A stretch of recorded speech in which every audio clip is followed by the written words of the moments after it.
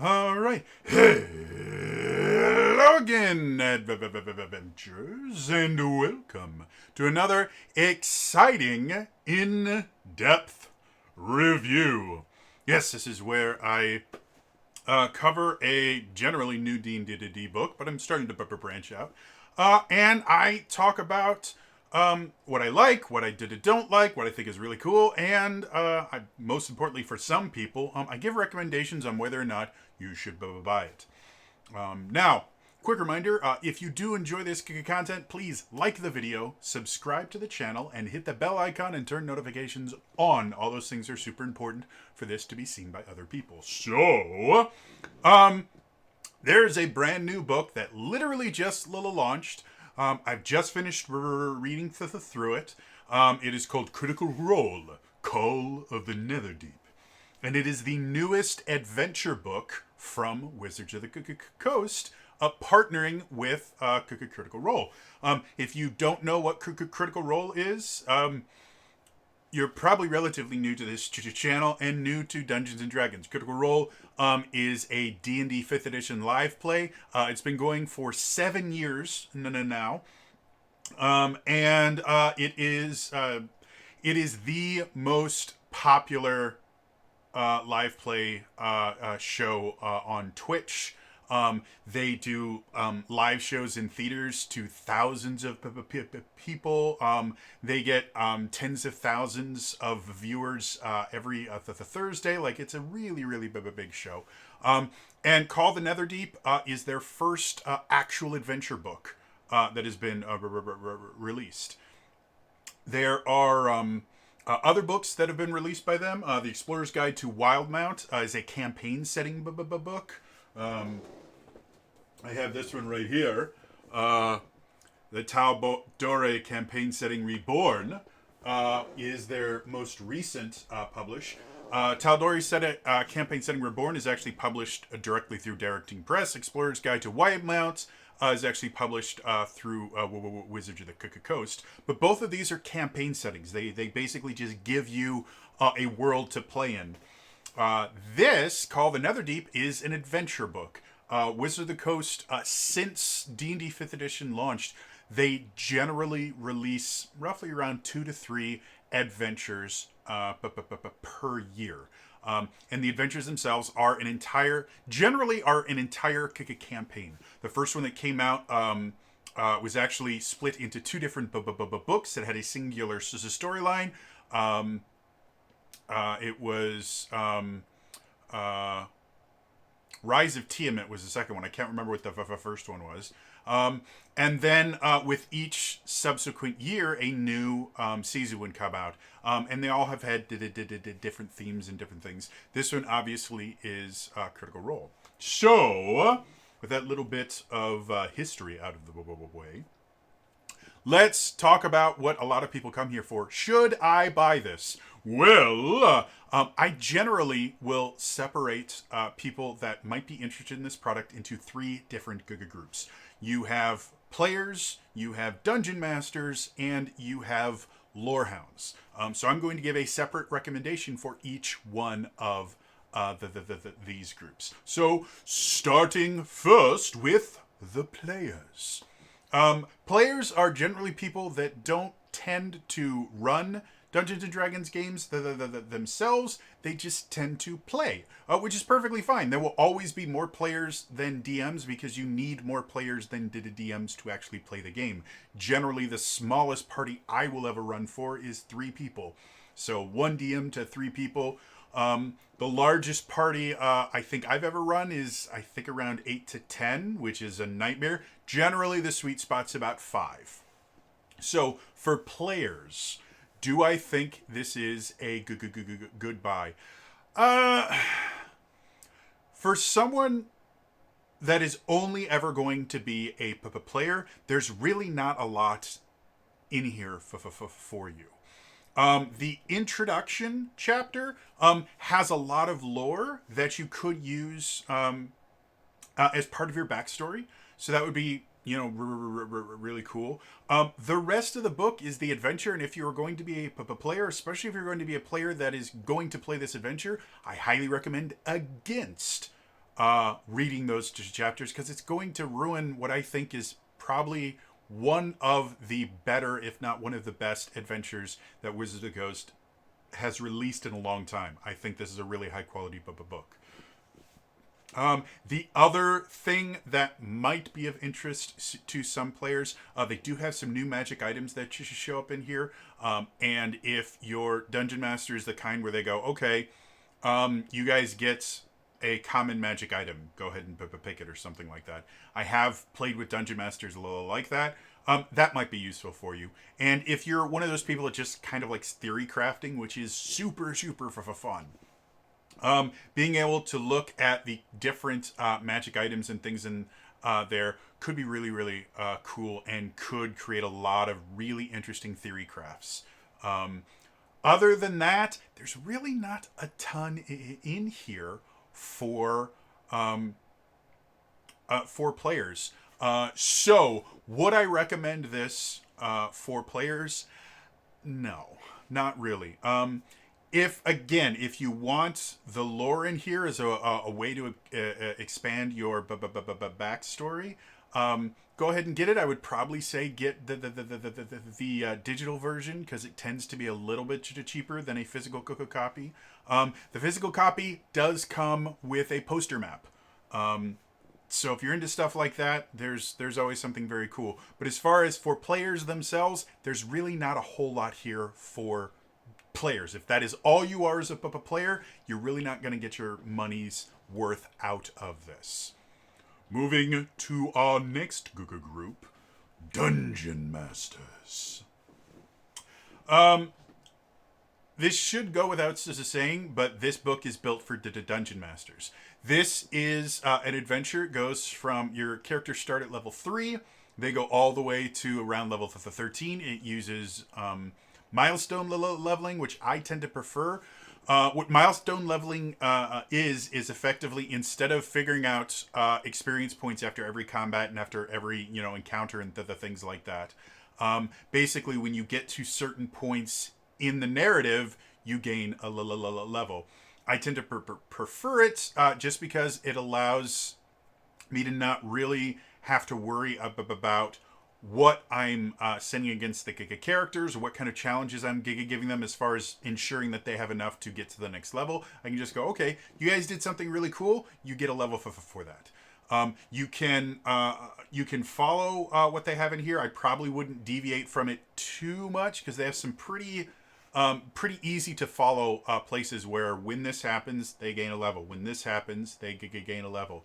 But that's the nice thing about milestone leveling, is if you feel that the players have done something particularly spectacular, you can just go, you know what? I'm going to give you a level now. This is your reward for doing that. And giving players a level up is a very significant reward. It feels very good. The adventure itself, I will go, when you go into the full review, I will go into every single chapter and talk about the things I like or I don't like. But overall, if you want to run this adventure, this is a really great adventure running-wise. I have not read every little minutia that is in there, but I have looked over every single chapter. I've kind of sped read through almost everything in there.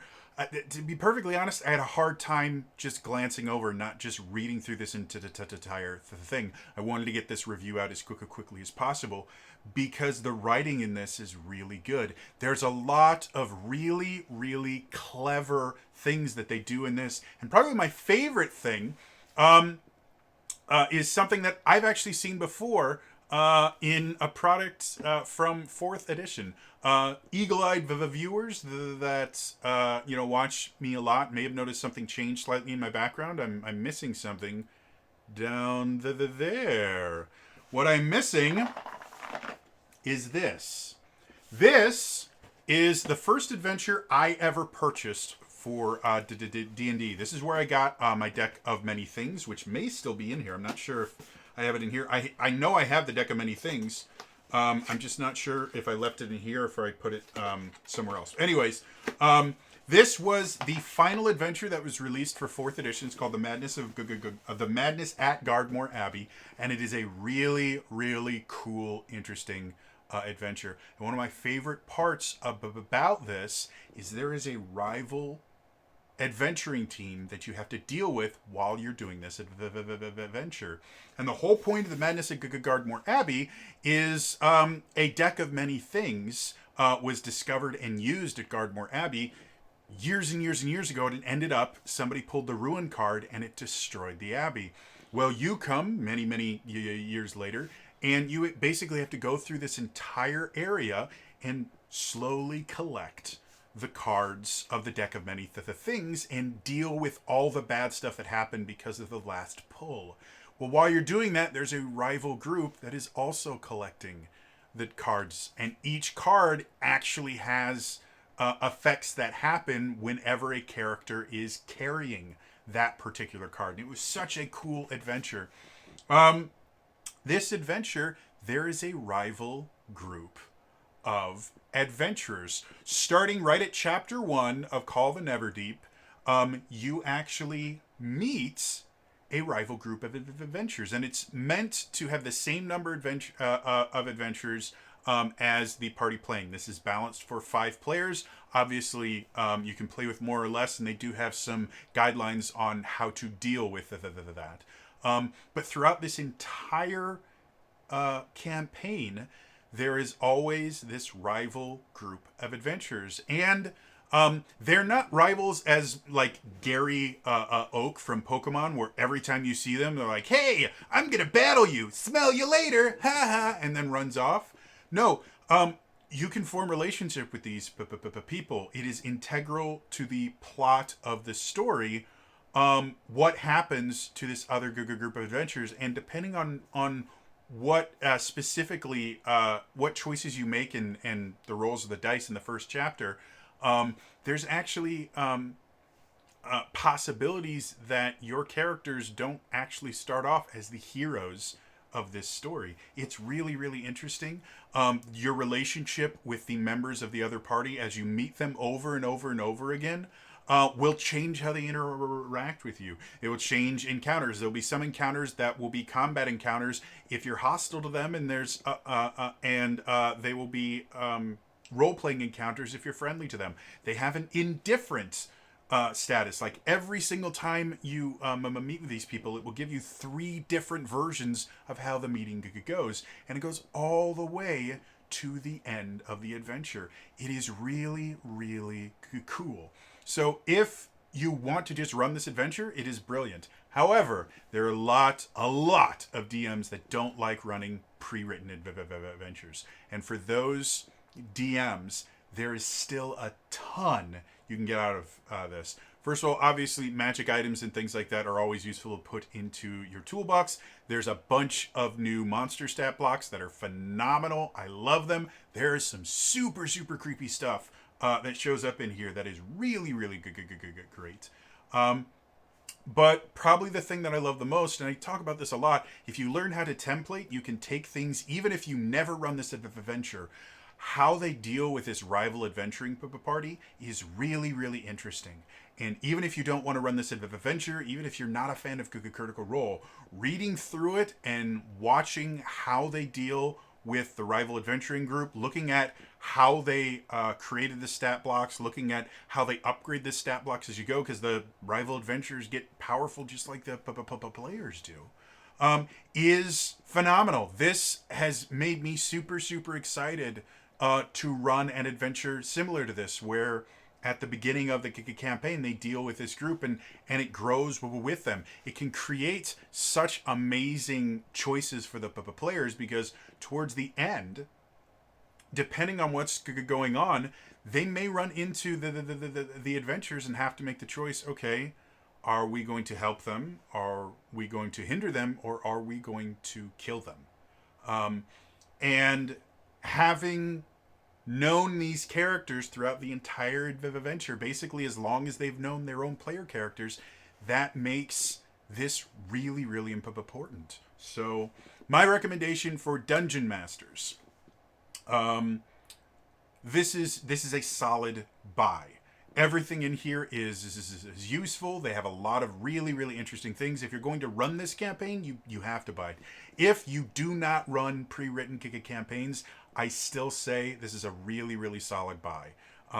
The lore that shows up in here is really, really interesting and can be adapted to your own stuff. The stat blocks are great, and just the different things that they put in here. When I go through each chapter, I'll be able to talk a little bit more about some of the interesting things. Like there's an underwater chase scene in there, and there's races and festivals and other stuff like that. Like there's just really cool stuff in here that even if you don't run this, you can take for your own adventures. So if you are a dungeon master, this is a very, very solid buy. You don't really need to worry about it. For lore hounds, people that they may be players, they may be dungeon masters, but their real joy is just learning about different worlds and the things like that. Oh dear Lord, is this a buy? It is amazing. Like I said, the first chapter is this really amazing lore that I've never read before, and I'm relatively well versed in Critical Role lore. I'm not as good as quite a few people. Like I'm not crit roll stats or anything like that, but I'm fairly well versed in Critical Role lore and the lore of the world, and all of this stuff was brand spanking new to me. As I mentioned before, reading this so I could do my review, I generally will not, when I'm reading an adventure book to do a review on, I generally will not read every single adventure chapter the entire way through. There's just so much there that it would take me days to get through all of it, even with my speed reading. It's just a lot. This one, I kid you not, I had a really, really hard time stopping myself from just getting lost in it. It is remarkably well written. And obviously it's not the same as playing it or even just watching it played, but this reads almost like a story. Like it is that well written, and reading through it, you really get to see some interesting things. Yeah, just everything about this is really, really cool. The lore that's built into it, the artwork itself is gorgeous and amazing. Everything about this book impresses me incredibly. So if you are a lore hound, I don't need to tell you this, but buy the book. It is that good. It is This is a new level of polish compared to other adventures that I've seen. I'm really, really thrilled with it. I think Wizard of the Coast did a really great job. I think Matt Mercer and the Critical Role team did a really, really great job. Yeah. So those are my recommendations. Players, probably not worth the purchase for you if you're just a player. DMs, pick up this book. It's really, really good. And lore hounds, pick up this book. It is phenomenally amazing. So, those are my recommendations. I'm going to put this down so I don't have it on my lap anymore. Those are my recommendations. From here on in, I'm going to do my in-depth part of this review. When I say in-depth, I mean it. These reviews that I do are relatively long. I go through every single chapter. I will avoid spoilers as much as I can. Watching this, if you're going to be a player, if you watch the rest of this in-depth review, you are not going to be spoiled for a ton, other than talking about maybe a few of the mechanics. I'm not going to reveal any plot details, but I'm going to go into specifics. So this is the in-depth part of it. So, starting with the introduction. Like I mentioned before, the introduction is really cool. It starts off with just kind of explaining the world of Exandria, which is the world that Critical Role takes place in. It talks about some really significant events in Exandrian history that are going to be important for this. The Calamity talks about the history of Xhorhas, which is where the adventure starts. The adventure itself is actually between two different places. Xhorhas, which is on the Wildmount continent, and then you go to Ank'Harel, which is on the continent of Marquette. There we go. So it actually goes between two very, very different continents. Basically, like going from the U.S. to Africa. You know, that kind of difference. or North America to Africa. Um, uh, and it gives a really, really good kind of description. This first chapter, it gives you a really good description of really everything that's going on. It gives you a ton of lore so that you're going to feel very, very comfortable stepping into it. And then it has a section called Story Overview. This gives you basically all the lore of the story itself that's kind of intertwined in this campaign. And wow, is this a cool story? It is absolutely brilliant. It talks about parts of Exandrian history that have never been touched on Critical Role. It introduces a brand new character to the history of Exandria that's central to the plot. Everything about it is really, really cool. It also introduces a new vestige of divergence with a whole stat block for it. So yeah, overall, the story itself is really, really cool. Then goes to Running the Adventure, which is a staple of Wizards of the Coast released books, and it's really nice. It's super, super easy to follow. They have a character advancement chart where it basically says where the characters should level up. Again, I mentioned before they use milestone leveling. This makes it super, super easy to know when the characters should level up. They also have this thing called an adventure flowchart, which I think is really, really cool. It basically shows each chapter and shows what level the character should be there and gives a little description of what's going to happen in that chapter. And yeah, it's something I haven't seen before, and I like it. It makes it much, much easier, especially if perhaps you don't want to run the entirety of the adventure. You're more interested in dealing with stuff from the Netherdeep or the things like that. You can do that. It won't work quite as well because, again, this story is really, really well written, and taking chunks out of it is going to feel weird. But you definitely can do that. They another thing that they do put a little emphasis on is the Netherdeep is an underwater area, and there are a lot of areas that are underwater. A remarkable amount of this adventure happens underwater, and so they do give you a refresher of. They say, hey, familiarize yourself with the underwater combat rules. I'm reading it on D&D Beyond, so I can literally just click on underwater combat rules and it takes me directly to the player's handbook.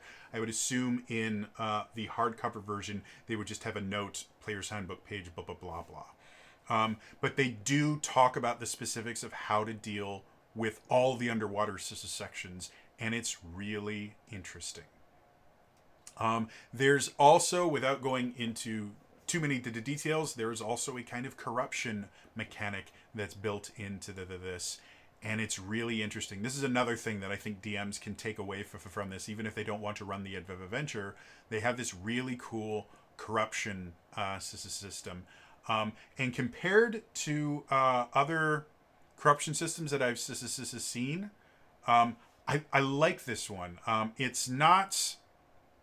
I did a podcast just a little while ago. It was released, I believe, it was last week or the week before, where I talked about portrayals of mental illness and the things like that in RPGs, and how much I'm against the idea of gamification of mental illness, because it's insulting and it's belittling to people that actually struggle with it.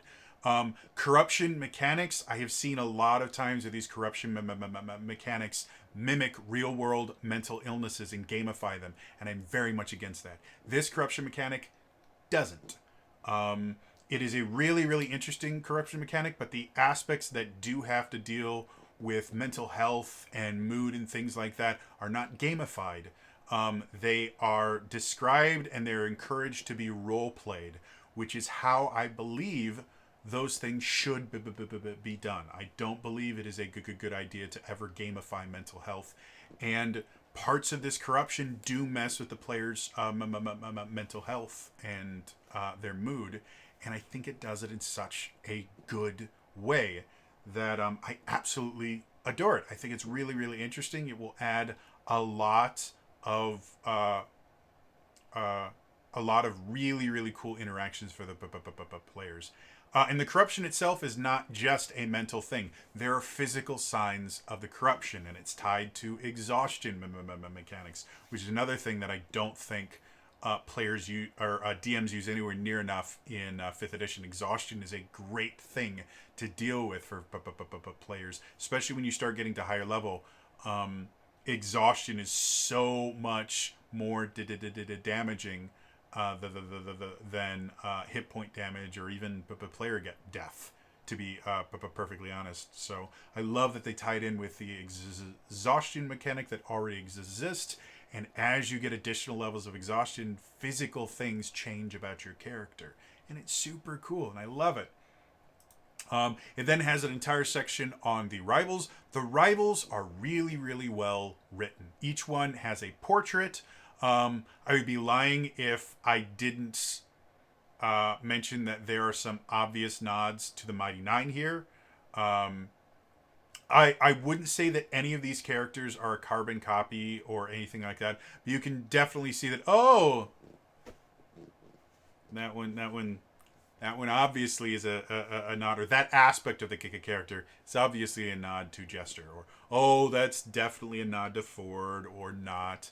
Like I said, none of them are full-on recreations or anything like that. They are their own characters. But anyone that's familiar with Campaign 2 are going to find quite a few things that are like, ah!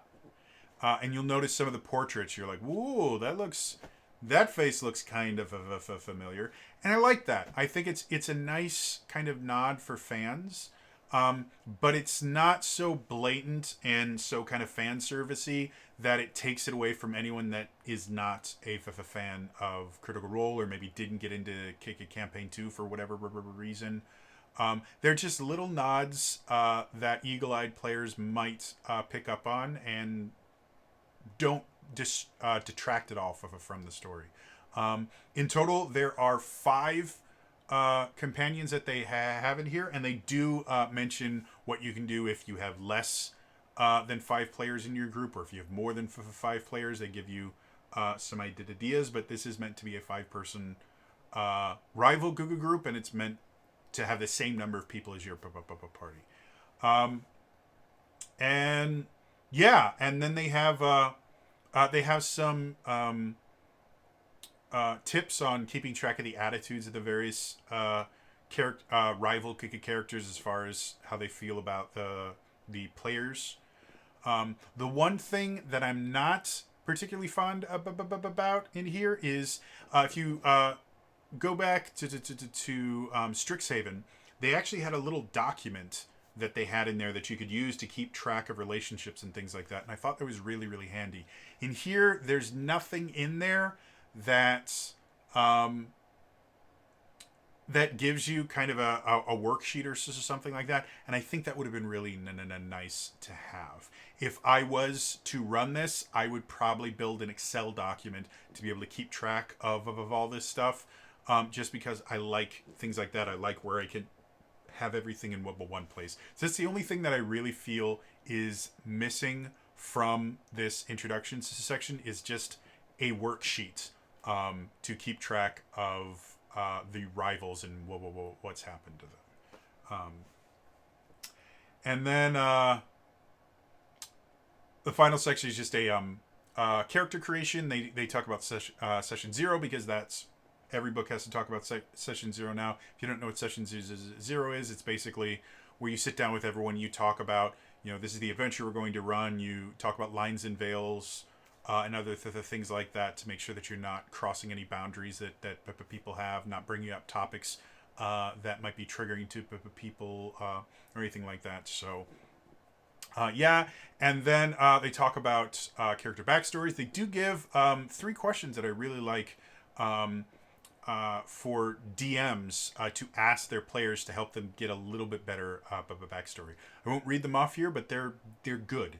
Again, this is another thing that even if you're not going to run this adventure, look at this little section in the introduction and feel free to use those, because they are good questions that will help your players to have a little bit better backstory, which is really good if you want them to be role-playing and connected with their characters. And then the final part is a pronunciation guide. Really, really nice. I like pronunciation guides, especially with some of these weird names that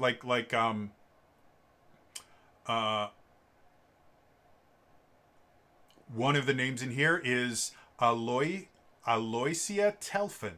Aloysia Telfin. And if you want to imagine how that's spelled, go ahead. There's also Aradrine, and Apotheon, and Ankara. Like they talk about how to pronounce all these things, and it's really, really nice, especially if you're not used to reading just weird words and coming up with ways, or if you're not familiar with the languages that they are inspired from. Yes, really, really nice. So that is the introduction. Moving to chapter 1. Chapter 1 is a little festival. You start off in this city called Jigao in Jorhas, and there is a festival every year. It's called the Festival of Merit, and it's a carnival. It's what it is. There are a bunch of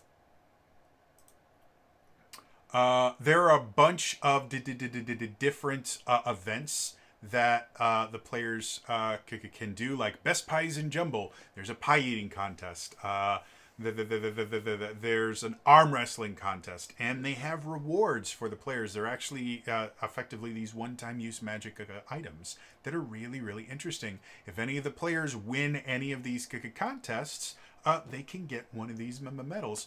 And the other thing that's really, really cool is every single one of the events, they actually have an entire little section that talks about how to run it, the other people that are competing in it. I have done things like this in other pre-written adventures, in my own games, and probably the hardest thing about running a festival is making it feel like a festival, as opposed to just, oh, here's a bunch of, ability checks that you can do to see if you win or lose. This does that really, really well. It feels like a festival.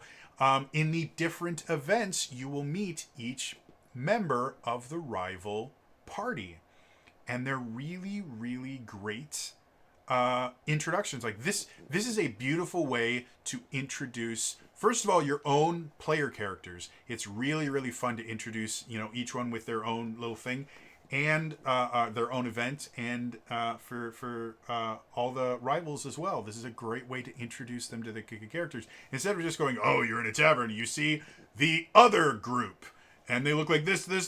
No, each one is introduced at a different event, and it's just cool.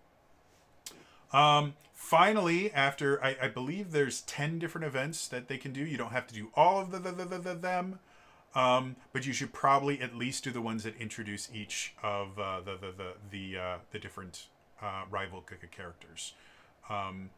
After all of that, you have the final contest, which is an underwater race between the rival party and the players. It is super, super cool. I have done races. There's actually, in the Dungeon Master's Guide, there's actually a section that helps you to run like chase scenes and the things like that. I've actually used that. It's a lot of fun. And I've done my own version of that in one of my adventures where I had them, they were dealing with a rift from another plane of existence that collapsed. And as it collapsed, it was effectively destroying everything around them. And so they basically got to, do the whole, Metroid thing of escape before the place explodes. And I got to do something very similar. Running a race is a super, super fun thing for the players, but it falls into the same issue as the festival. It is very, very easy to make it just, oh, here's a bunch of checks you have to do, and if you do badly, bad things happen, and if you do goodly, good things just happen. But this this race feels like a race. And they go through this entire underwater grotto. There's this beautiful map for it that you can print off for them, or if you're like me and run online, you can put it into Roll20, and they can see as they go through each different section. Each different section has different things that they have to deal with, and then when they get to the end, they can lose the race.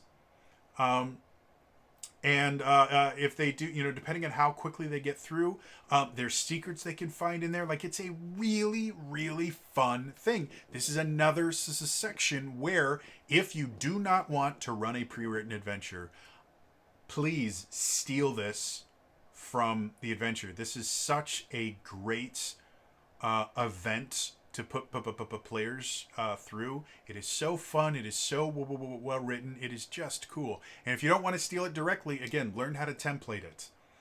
Take ideas from this and create your own races and things like that. It's so cool. It's so fun. It's really, really interesting. At the end, things happen. When they start, they are given, every character is given a potion of water breathing, because aside from the very first area, the entirety of the race is done underwater. So without the potions of water breathing, they wouldn't be able, you'd have to deal with suffocation and all those other things. So it's nice that they put that in there. And it also means certain characters that might have things that make them have a swim speed are going to have an advantage in it. So yeah, just overall, it's really cool. At the end, something happens that triggers the rest of the story. Again, not going to go into plot details, but they do make a discovery, and they are given a vision of something that encourages them to keep going. And yeah, that's chapter 1. Again, the other thing that's cool about this is, at the end, there are some choices that they can make, and depending on the choices that they make, the vision that happens effectively kind of declares them the heroes of this story. However, if certain things happen, they may not get the vision. The rival party might get the vision, and they have to deal with that and decide how they want to go about doing this, because they're now the rival party, and the rival party is the heroes. Again, it's not something like, oh, great, congratulations, you are now the side characters in your own story. It's not that at all. There are many situations that are written into this that allow them to basically become the heroes that they're supposed to be. But I like the fact that a failure condition is in there, and the failure condition isn't you all die. Failure condition is, hey, you're not the heroes. And I love that. I think that's really, really cool. And it gives them a motivation to do better and to make different choices as they go on. And the plot doesn't end just because of the failure condition. The world continues to go on. The story continues to be told. And I love that. That is something that a lot of dungeon masters have a hard time learning, is the idea that when your players fail for whatever reason, that doesn't mean the story stops just because the players failed. The rest of the story keeps going, and because of that, that can give your players a chance to redeem themselves. It can give your players motivation to create new players if they died, create new players to continue this as a story. Like, this is a perfect example of that, and I love it. I think it's great. So that is chapter 1. Moving on to chapter 2.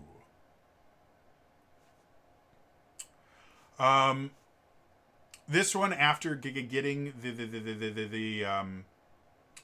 vision, they're kind of guided towards a very, very different place on the continent of, or in the country of Jorhas. And throughout, this is basically a traveling section, to be perfectly honest. And this is another thing that a lot of dungeon masters struggle with, is making traveling between areas interesting. And in Horde of the Dragon Queen, that was the first one. It was Horde of the Dragon Queen, then Rise of Tiamat, were the first two books that we're doing. In Horde of the Dragon Queen, there is a travel section, and what happens is the players have to join a caravan to get to, I think it's Waterdeep that they're heading to. Somewhere, it's one of the big cities on the Sword Coast. And so they get in this caravan, and all these events can happen while they're on the caravan. And this is a really, really great thing to get comfortable doing. In most D&D campaigns, you're going to have periods of time where the party is traveling. And by using something like what they did to do here, they have all these different events that can happen that fuel this story on, that just happen while they're going. It can make traveling a lot more fun than, it takes you 2 months to get there. Now we're there. I'm not saying that it doesn't have a place at all in D&D. There are a lot of times where I would just say to my party, okay, it's going to take you about a week to get here. Is there anything special you want to do in that week? Just because I want to get on to the next part. But this is another section where, even if you're not going to run this, look it over and see some of the things that they have in here. Again, they also have really, really beautiful maps that you can look at as well, that are just really, really nice. Yeah, and then they have all these different random encounters. And again, a lot of people think that random encounters mean, here's monsters you have to deal with. And yes, having them fight monsters every so often can be fun, but also just having interesting things. And that's what they have here. Interesting things that can happen to them can be pretty interesting as well. So,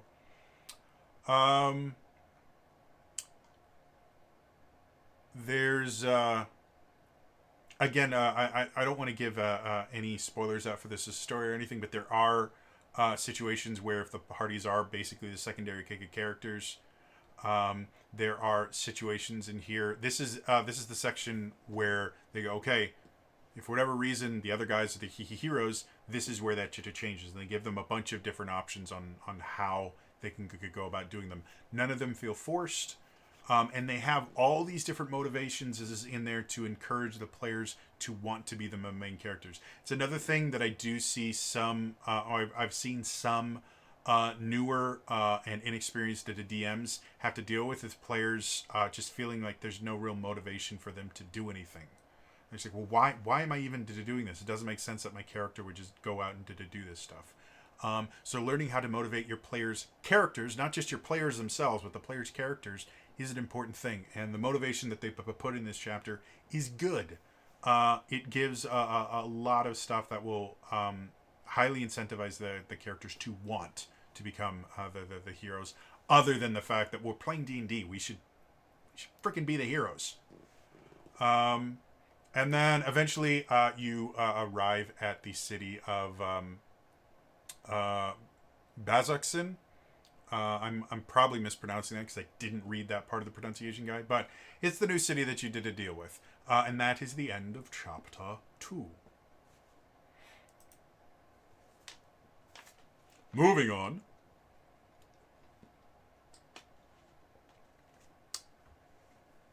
Chapter 3 is all about this place that they get to. And it is kind of your classic... this is your kind of classic dungeon delve aspect. It's got a really, really nice map that they get to explore through. There's a lot of really, really cool lore in here. There's a bunch of really, really interesting encounters.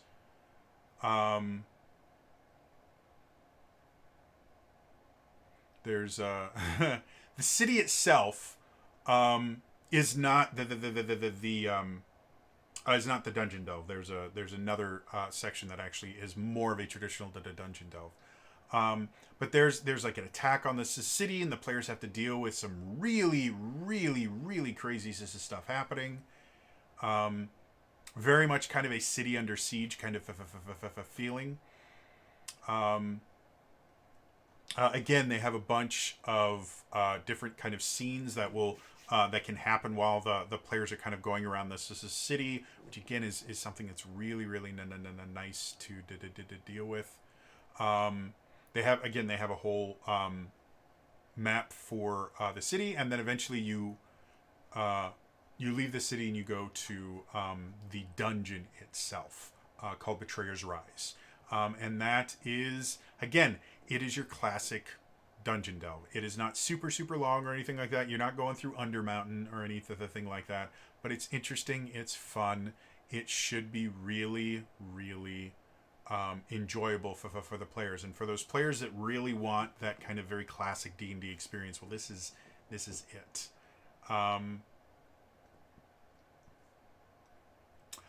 They have kind of random encounters that you can deal with. They have reinforcement to the tables to deal with if players aren't being challenged enough, or if they're doing things that should invite the things like that. And the whole adventure itself is very interesting. Again, I don't want to get into too many specifics, so that players that are watching this. Another thing that I just can't get over this, the artwork is phenomenal. Wizards of the Coast, at least for 5th edition, I can't comment too much on earlier editions beyond that Madness at Gardmore Abbey was really pretty. Wizards of the Coast has really generally hit the ball out of the park with the illustrations that they put in their books.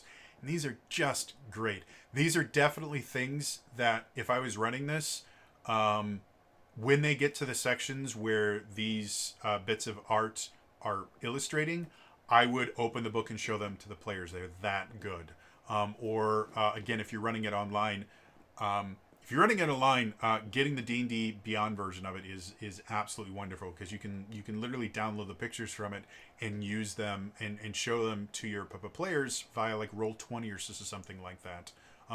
Or you can screen share and do things like that. Or if you're running from the book, you can hold it up to your camera or whatever. But the artwork is just so wonderful. And there's so much lore and things in here. There's a lot of really cool creatures that the players get to deal with. Lots of fiends and demons and stuff like that. Like, it just creepy stuff. That's super cool. And they eventually... they're here for a very specific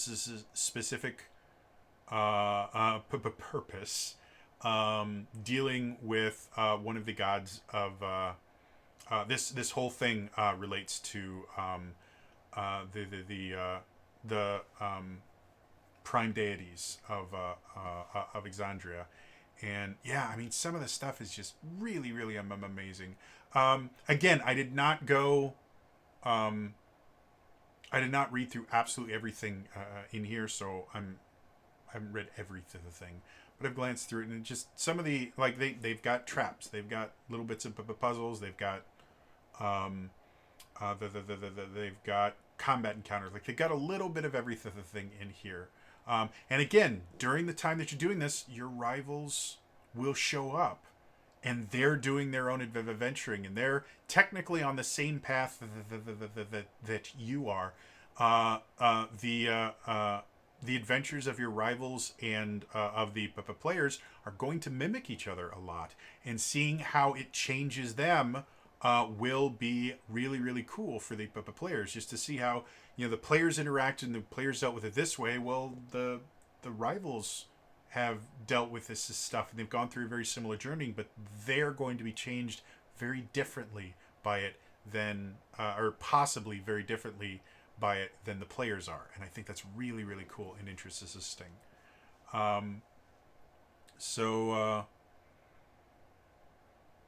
Yeah. Once you are done with that, the players, this is where they have to go from Jorhas, which is on Wildmount, to Ank'Harel. And yeah, that's what the final part of it is, just kind of figuring out how they're going to get there. So that is chapter 3. Moving on.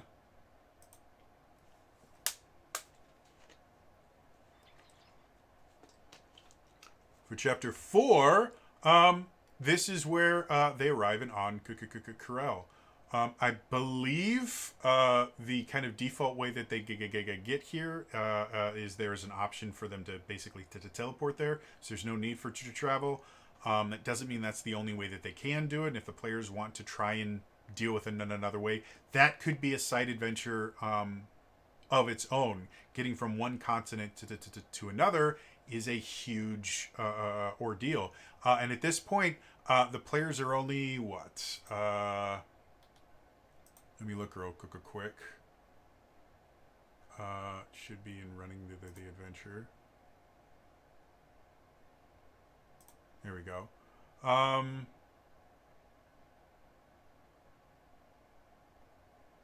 Yeah, they're only about level 7 at this point. So more likely than not, they're not going to have access to super powerful teleportations to spells or anything like that. So it might be something that's really, really interesting. There's nothing in the book itself that details them having to go to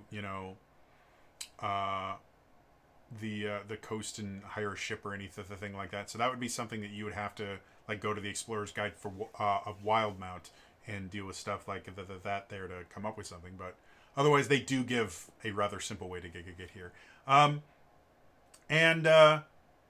Again, the interesting thing about chapter 4, and then the remaining, there's a grand total of 7 chapters in the actual adventure itself.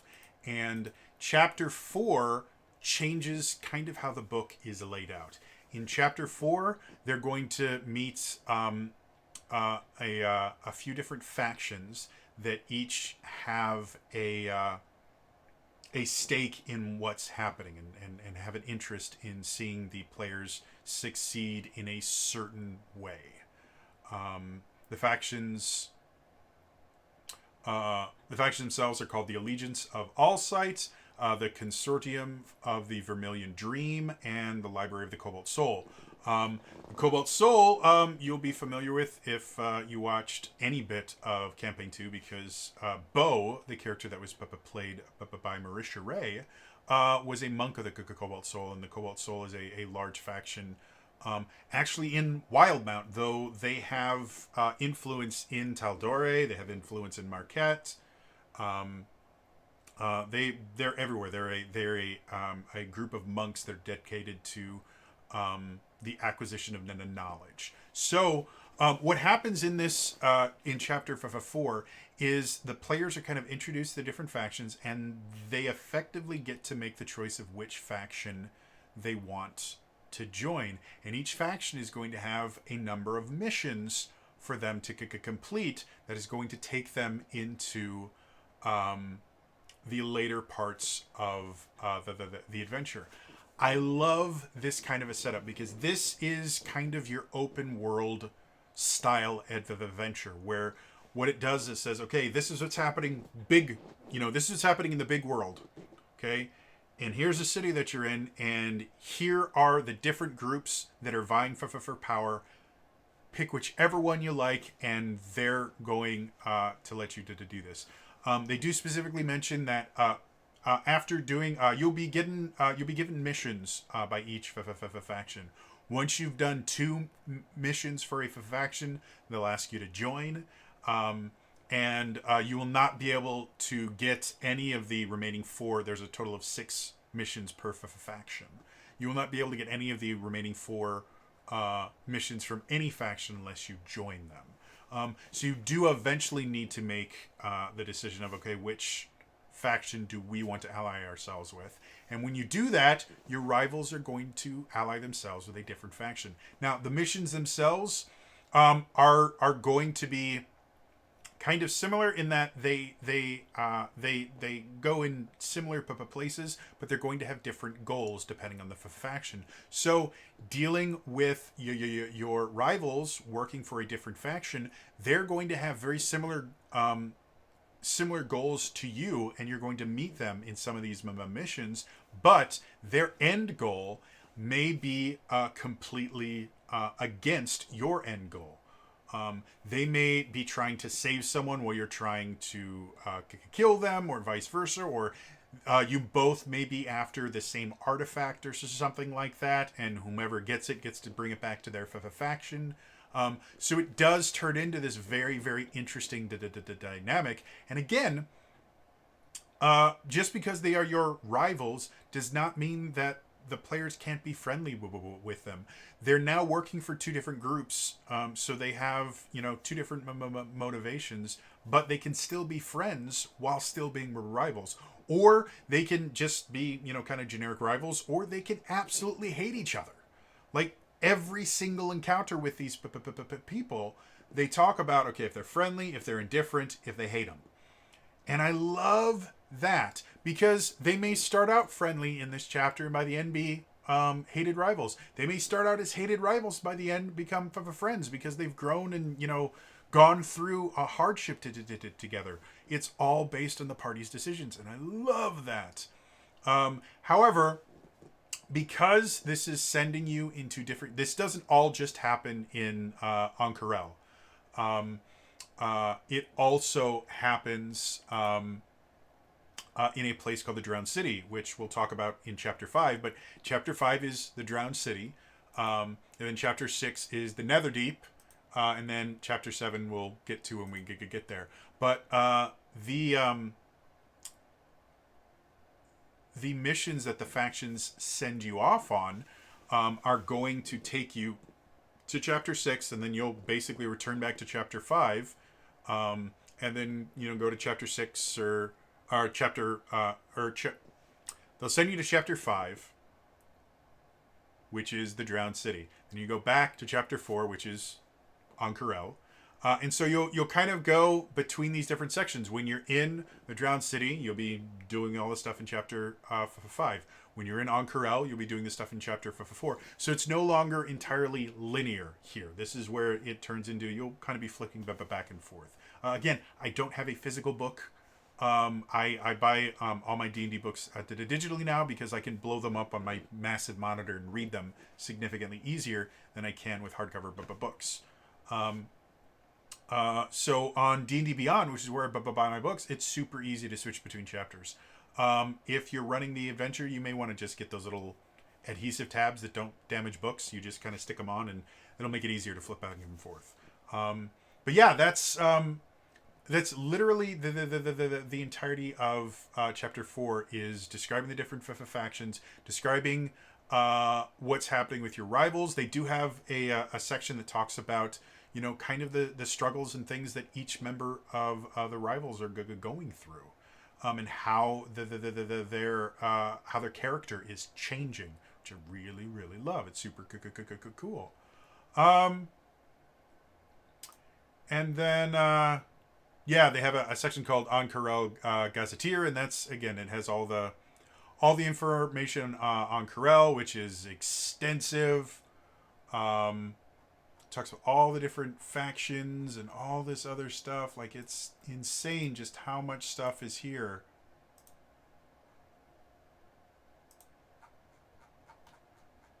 So yeah, like this in itself is almost a campaign book. If you wanted to set a campaign in Ank'Harel, this gives you just about everything you need for that. So, yes, that is Chapter 4.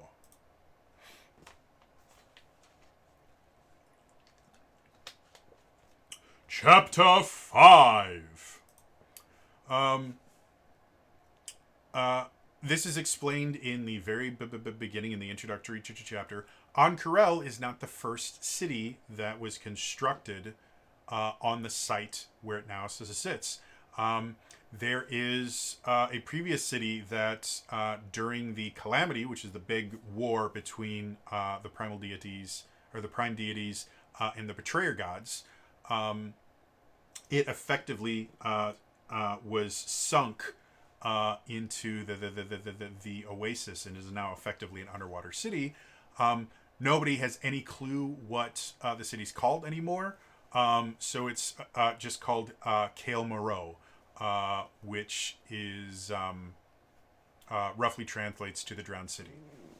So chapter 5 is the Drowned City. And again, this is because it is underwater and there's, there aren't societies or factions in there. This is just a massive dungeon, effectively.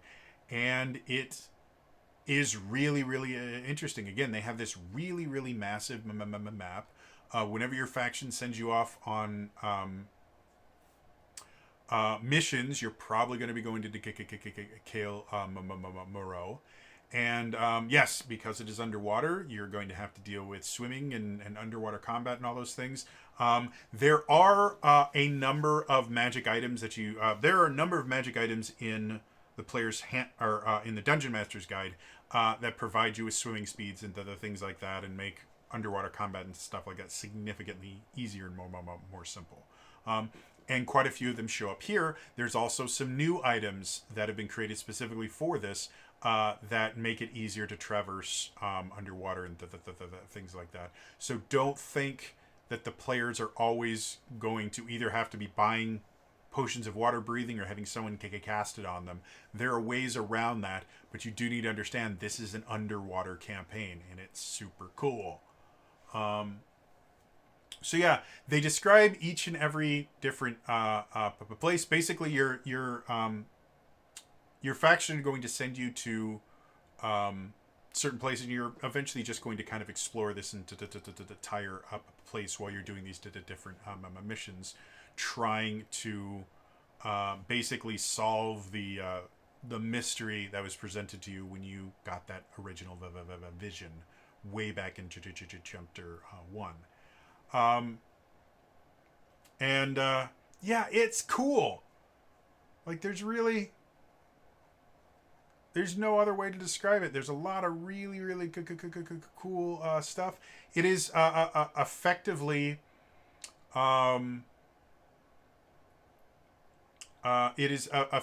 an archaeological dig. So some areas are going to be inhabited basically by archaeologists. And some areas are going to be inhabited by monsters and the things like that. And it's like the whole thing is just really, really interesting. And again, you get to start dealing with some of the corruption built into the campaign, which is super, super cool. And yeah, I mean, there's not a whole lot I can say about this chapter without giving away some pretty significant spoilers to the plot, but I will say there are some beasts of creatures down here that they have to deal with, and it's really cool. That's all I can really say. Is it's super super cool. I really really like it, and again, this is going this is going to be something that is not done, you don't start at the top of the dungeon to go all the way down. You're going to be going between this area and Ank'Harel, back and forth, doing your different missions. So this is another thing. It's really nice that it's kind of cut up into little pieces, so that the players have some kind of downtime between excursions into this underwater sunken city. So that's chapter 5.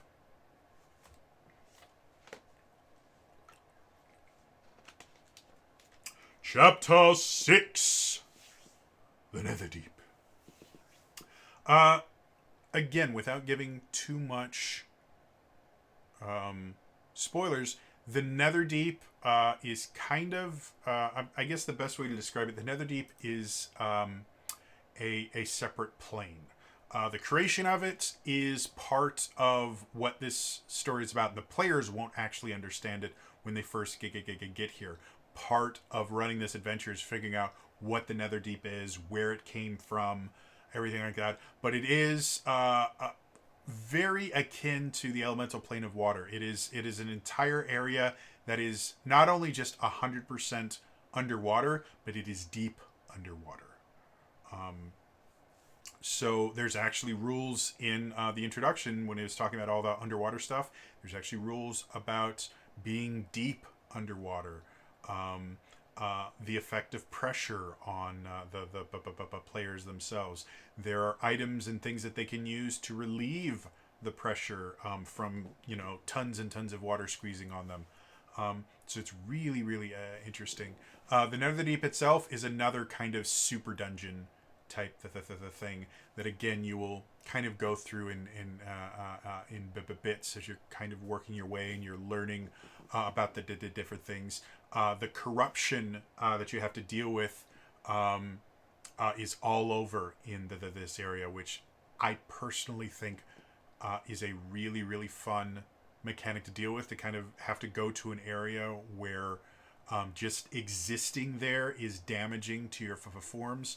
I've actually had a couple Adventures League at Adventures where just going in certain certain locations we called level of exhaustion and other things like that. Season 3, when you were dealing with Rage of Demons was what it was called. All these demon lords were coming up, had a lot of that stuff, and it was super super fun because parts of the things that the players had to kind of take account of is, okay, how long have we been down here? Can we afford to keep going, or do we need to go back for a rest? And what happens if we go back? What things are going to change while we're not here? So it does add some really interesting things like that. Again, I can't say much about this chapter without giving away major plot points, but it's really really interesting. The map itself is massive.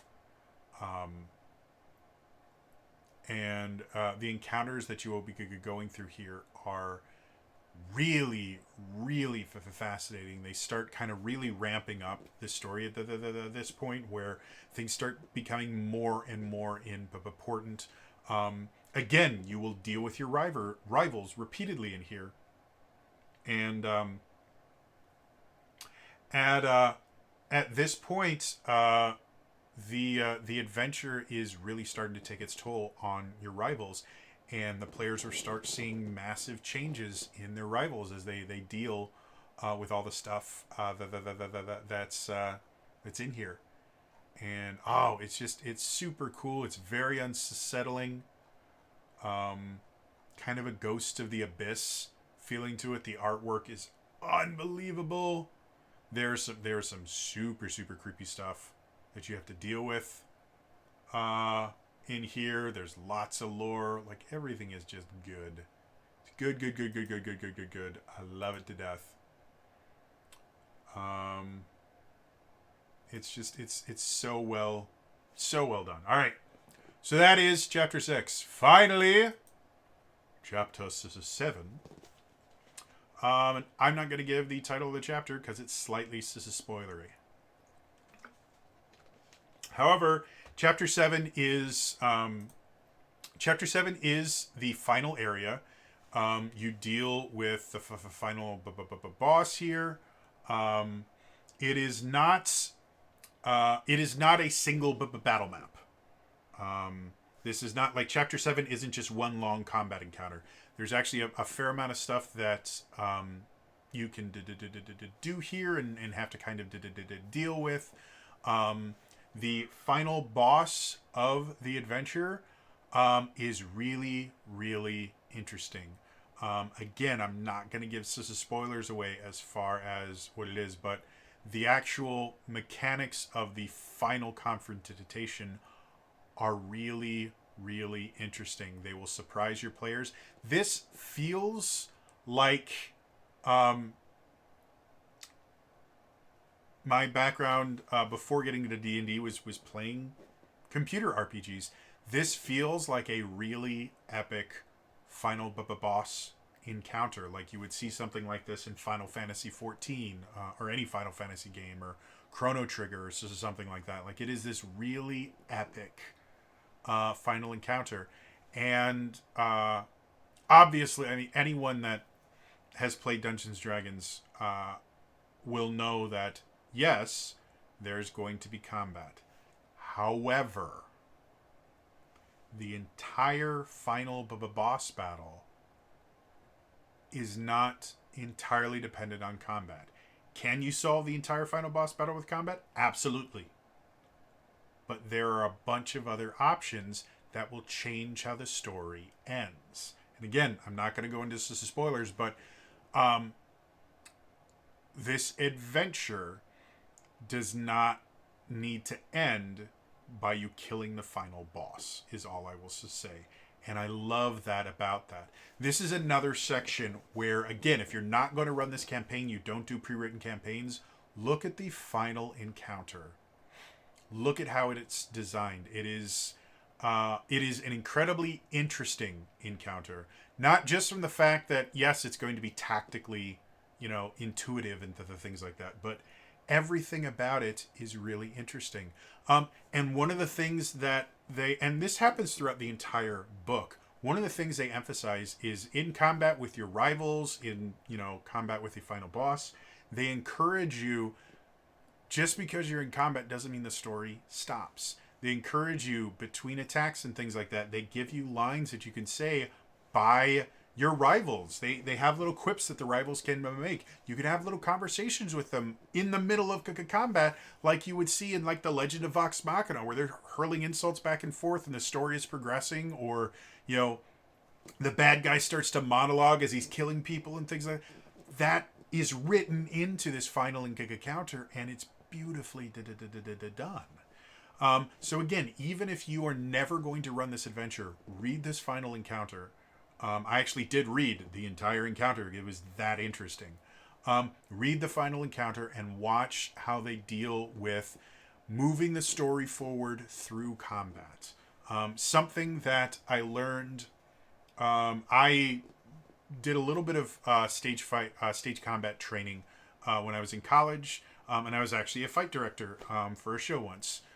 Because my background in martial arts and everything like that, it made me kind of a natural shoo-in for stage combat. And one of the most important aspects that you need to learn about stage combat and stage action, the things like that, is the story doesn't stop once you draw your weapons. The purpose of combat should be to move the story forward. In order for it to move the story forward, it has to tell its own story. Good combat on stage, in film, on television, wherever it is, good combat is its own story. There should be a story to it. There should it should follow story structure. There should be meaning behind everything that happens, and that's what this final encounter does. Every time something happens in the encounter, it moves the story forward. It's not just, roll for initiative, attacks, fireballs, things like that. No, it's roll for initiative. Oh, you did that? Well, he's going to say this, or she's going to do that, or they're going to do this, and then this changes, and they say this, and she says that, and he says this, and now you think this, and it's so interesting.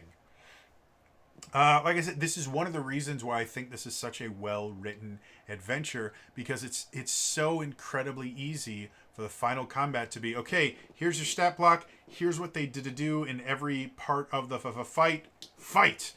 If you look at earlier 5th edition books, like Rise of Tiamat, the climax of Rise of Tiamat is insane. Spoiler alert for, an 8 or 9 year old book.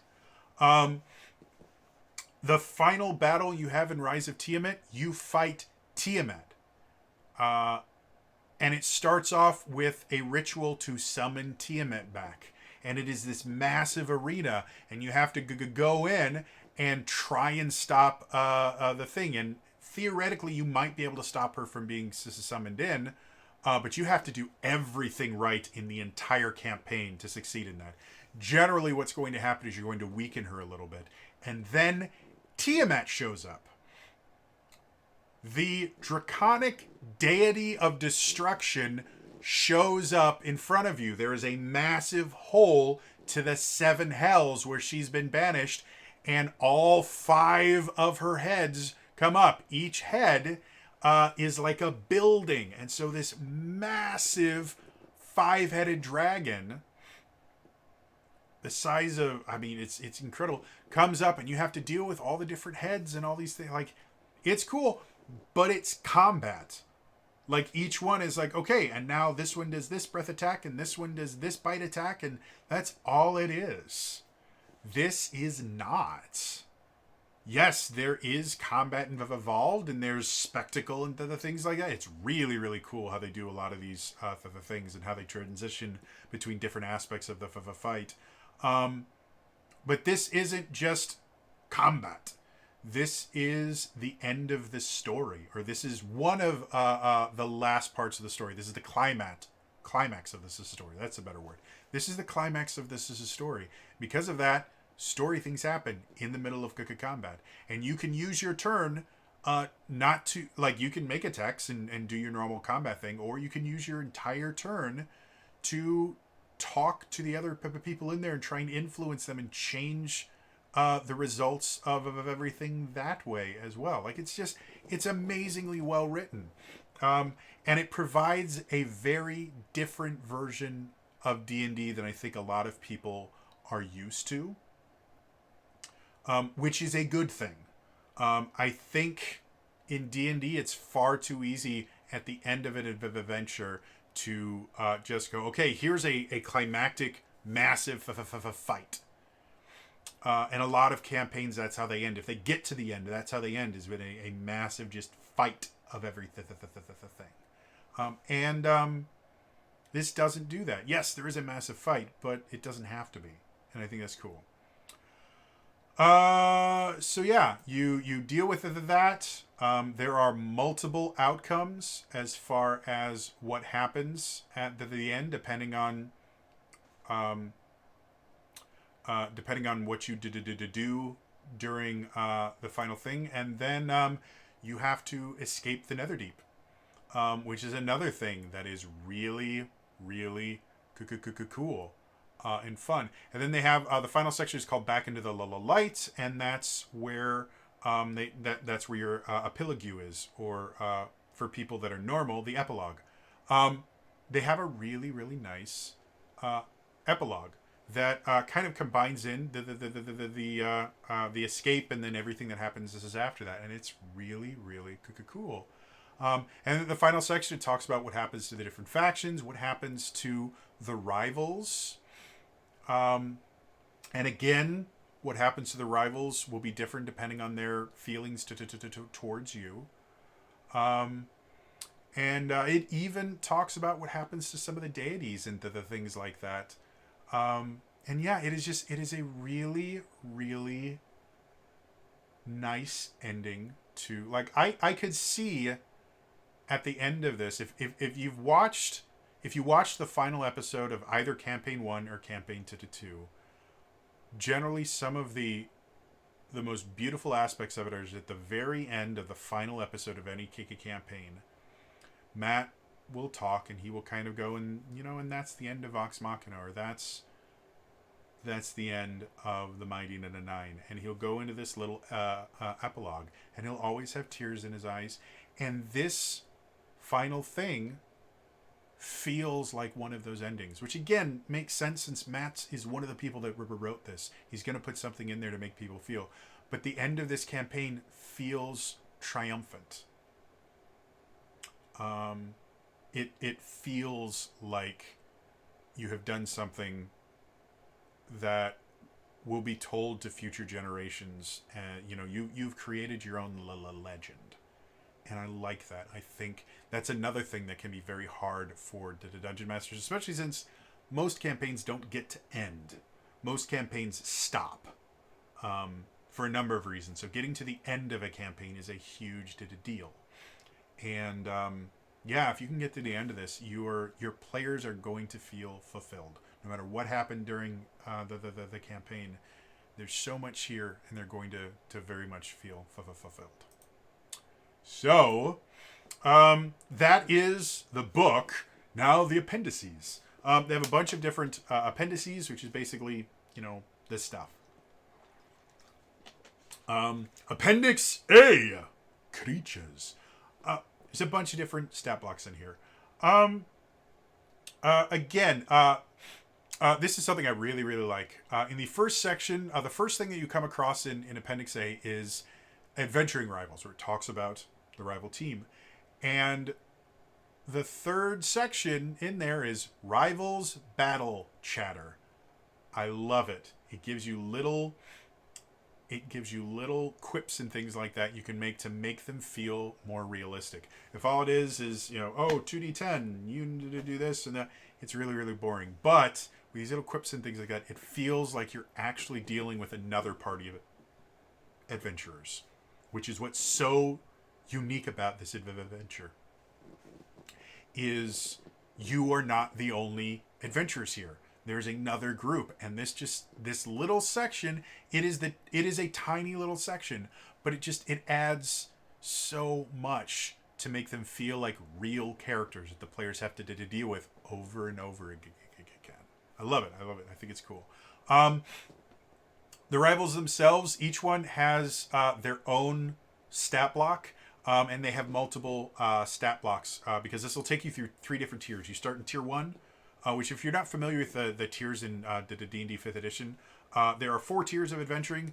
Tier 1 is levels 1 to 4. Tier 2 is levels 5 to 10. Tier 3 is levels 11 to 16. And Tier 4 is levels 17 to 20. The reason they're kind of separated into those tiers is every time you move into a new tier, generally... classes themselves get significantly more powerful at that point. Like when you get into tier 2, that's when you get access to 3rd level spells. That's when you get access to extra attack. Like the game changes when you get to tier 2. When you get to tier 3, that's when you start dealing with any ability that you get from level 11 on, because you can only get 20 maximum levels. Level 11 abilities are significantly more powerful than everything before them because you can't get 2 of them on any character. Just because only 20 levels, once you get to level 11 in anything, that is the only ability of that power level you will ever get. So, and then tier 4, once you hit level 17, that's when you're basically gods idea. And then you jump off a cliff and turn into a goldfish and splat. If you don't know what that's from, that's a reference to Campaign 1, and you need to watch Campaign 1. It's amazing. So anyway, they have 3 different versions of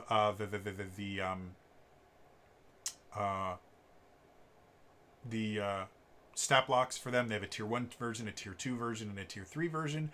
And for each tier, they talk about every character, and they talk about how they've changed going from tier 1 to tier 2 to tier 3. And I really like that. Again, there's role-playing aspects even in... this is the Monster Manual section. And it's really, really well done. And then after that, you get to the actual creatures. There are some freaky-ass creatures in here. Some of them are versions of creatures. Like there are... one of the things is called a corrupted giant shark. It doesn't really give away too much spoilers or anything, but... it's a shark. It's corrupted. It's creepy as hell.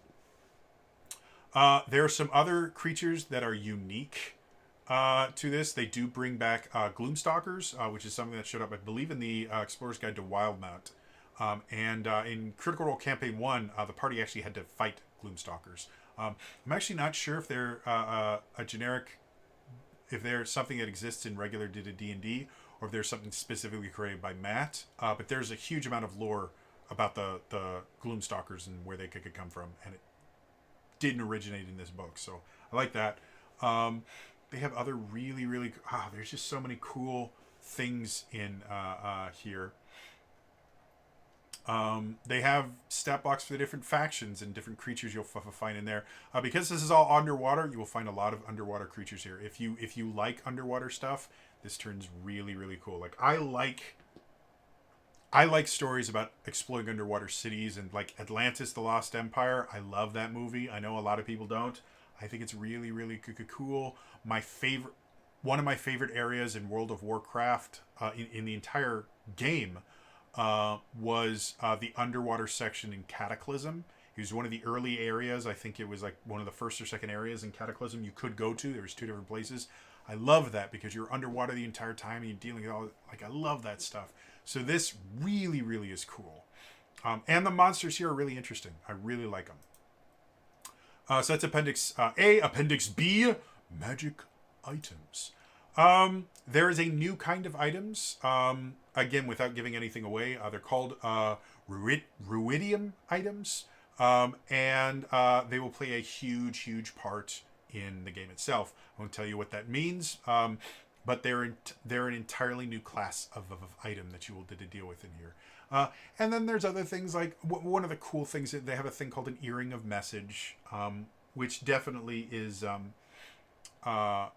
I would say is probably inspired by Vox Machina, because Vox Machina had these earrings that they used effectively like walkie-talkies, sending stones that were earrings. And so the earring of message obviously is an allusion to that. It's a cool little magic item that you could use anywhere. They do have the new vestige of divergence in here, and they the cool thing about vestiges of divergence is they're magic items that grow with the characters. They start in a dormant state, then they have an awakened state, and then they have an exalted state. And in order for a vestige to go through these states, the player has to unlock them in some way through doing certain things. The vestige of divergence that's shown here is an integral part of the plot of this, and so by going through the plot, you will go through its various awakenings and things like that, and it's a really cool item. I like it. And then they have the different medals. The medals are what you can win in that original festival, the Festival of Merit, and they are they're wondrous items. They are common wondrous items, and they are one-time use boons that you can do, and they're cool things. And then there's a couple other things. Again, there's some stuff in here that's meant to make doing stuff underwater significantly easier. Yeah, so that is Appendix B. Again, magic item lists are always fun to go through. And then Appendix C, they actually have a little printed sheet where you can print it off, you can cut them out, and you have these little certificates that you can physically hand to the players if you're doing it in person, or if you're not, you can, again, if you do something like Roll20, you can create them as handouts for the players, and you can literally hand them to a specific player in Roll20. I don't know how it works in other ones, but I use Roll20, so I know it very well. So yeah, Appendix C is just the different medals of merit, which are those one-time use items. And again, this is another thing that I have to emphasize. If you are playing in person, again, because of that which must not be named, most in-person games kind of dried up for about 2 years.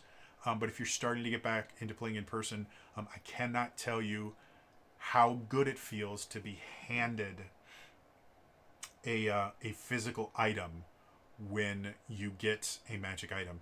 The D&D Adventures League used to give out certificates for every single magic item. They stopped doing it because it was a huge waste of paper and is a pain in the ass. But there was just something more real about your +1 rapier when you had a little certificate, which I still have mine. I don't know where I placed them. There, I believe they're there in a box. But I still have my certificates for the players.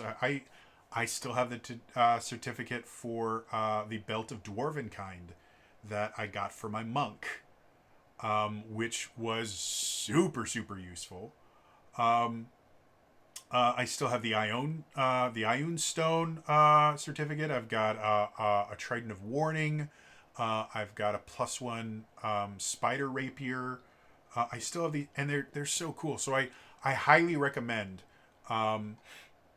if you run this, print out print this out, cut them out, and physically give them to players. It's worth it. It will definitely make their day. And then again, they're one-time use items, but it doesn't mean they have to use it even at level 1. They can keep it all the way to the end of the campaign and use it then. But it's so nice to be able to just take it out and throw it on the table and go, I use this. So definitely do that.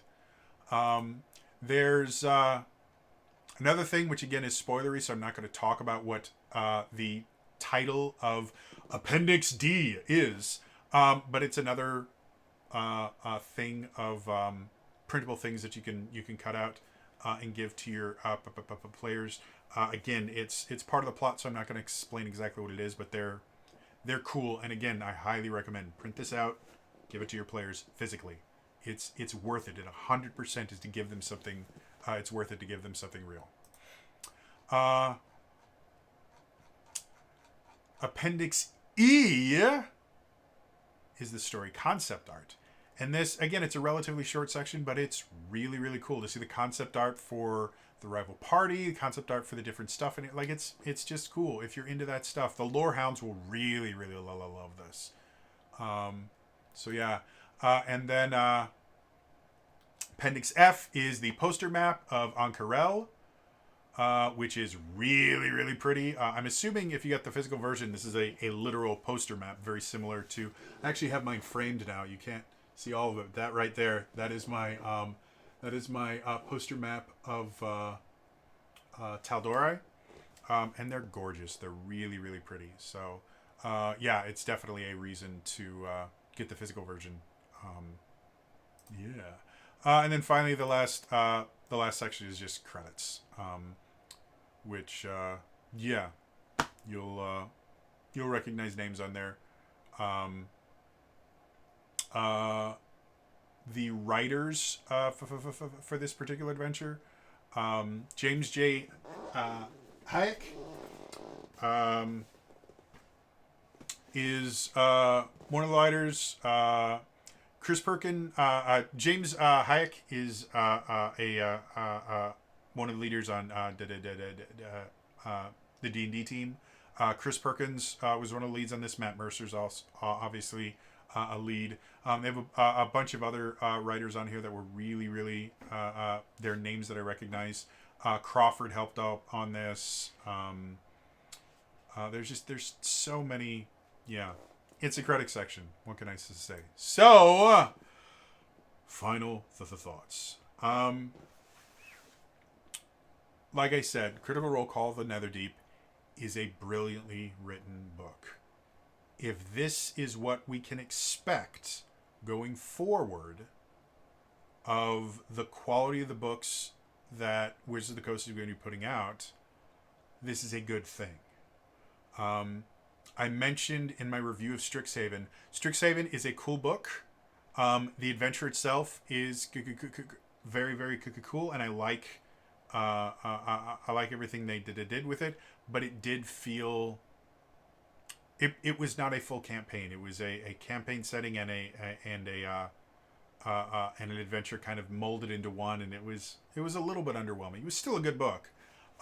This is brilliant. This is everything I would want from a campaign, an adventure book. I would compare this, like some of my favorites that they've put out. Curse of Strahd was a brilliant book. It was beautifully well written. It was an amazing campaign. I would put this up there with Curse of Strahd as far as the quality of writing. I would say this is actually more interesting to run than Curse of Strahd, just because of the myriad of other things. Curse of Strahd is a rough game to run. Not because it's difficult or anything like that. It is a soul crushing adventure, as it's supposed to be. It's a horror adventure. This is much more uplifting. Like I said, everything in this feels very, very polished. There's a lot of new ideas in here that I think are executed remarkably well. There are a lot of refined ideas. Like I said, the idea of a chase scene has existed since the Dungeon Master's Guide 8 or 9 years ago.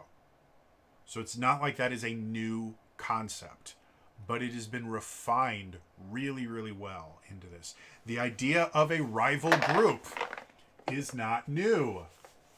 However, it is so much better designed. Like Madness at Gardmore Abbey was an adventure. It was not a campaign. It basically took characters from about 6th level to it only took them a few levels, and in D&D 4th edition you could go up to level 30. So it was not a massive thing. It was a hero tier it was a heroic tier adventure, which was the tier 1 effectively of fourth edition. This is an entire campaign that has so much in it.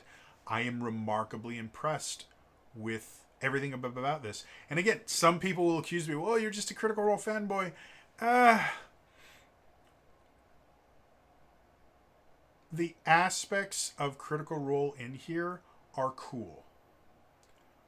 But I was not hugely into Campaign 2. I stopped around like episode 100-ish. Maybe a little bit before that. So I wasn't watching Campaign 2 a lot. And a lot of the Critical Role aspects of this are straight from Campaign 2.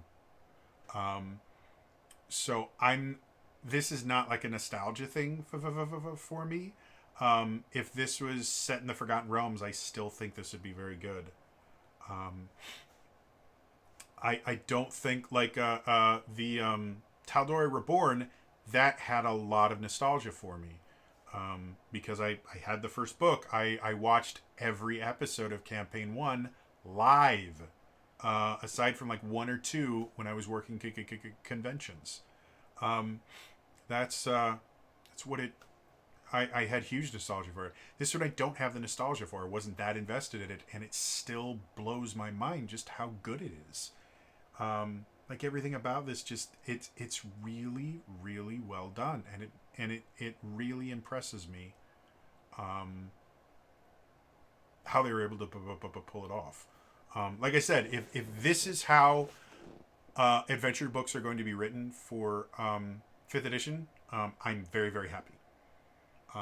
This, again, all the campaigns I'm currently running are homebrew. I run 2 D&D campaigns that are set in my own custom D&D campaign setting. Of Mendacia is what my campaign setting is called, and I run an open legend game where I'm running it in a homebrew version of Breath of the Wild, Zelda. But all the stuff I run are homebrew. I get to write all of it myself. I have not run a pre-written campaign in years, and I seriously want to run this campaign. It is that good that someone that likes running their own stuff and being able to make their own stuff, this is really good.